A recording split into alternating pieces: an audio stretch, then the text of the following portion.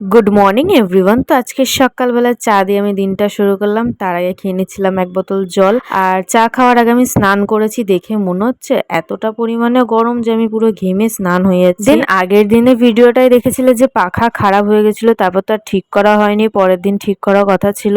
Electric মিস্ত্রি চলেও এসেছে পাখা ঠিক করতে। আর আমাদের পাখার রেগুলেটর খারাপ হয়ে গেছিল বলে পাখাটা চলছিল না, সেইটারই প্রবলেম হচ্ছিল। তারপর তো হলের পাখাটাও দেখিয়ে দিচ্ছিলাম কারণ ওটা স্লো চলছিল। তারপর তো মা এক পিস মাছ দিল আমাকে, তো সেটাই খাচ্ছিলাম। আর অনেকদিন পর খাচ্ছি, খেতে খুব ভালো লাগছিল। তারপর তো ও এসেছে ডিউটি থেকে বাড়ি। আর এদিকে দেখো কি ফল এনেছে আমি দেখে বুঝতে পারছি না। দেখতে তো আপেলের মতন কিন্তু আদৌ আপেল না। তোমরা জেনে থাকলে আমাকে কমেন্টে জানিও। আমাকে বললো যে কেটে দিতে ফলটা, কিন্তু আমি বললাম আমাকে লাঞ্চটা করে নাও, তারপর আমি ফল কেটে তোমাকে দেবো। আর তার সাথে তো ও আমও এনেছিল। তো এই ফলটা আমি ফার্স্ট টাইম খাচ্ছি, আমি আদৌ জানি না এর নাম কি। আর খেতে সত্যি কথা বলছি একদম বাজে ছিল, মানে খুব ভীষণ টক খেতে। আর এদিকে আমি আমার বরকেও বললাম তুমি একটুখানি টেস্ট করো, তো ক্যামেরা চলছিল বলে ও বলছে যে না খুব ভালো। তারপরে ওর রিয়াকশনটাও দেখো, মানে ওরও পছন্দ হয়নি। পরে তো সন্ধ্যাবেলায় দেখছিলাম মাহা আফতার নার্সিমা, আর এই বইটা অনেকেই দেখে নিয়েছো। তোমাদের কেমন লেগেছে আমাকে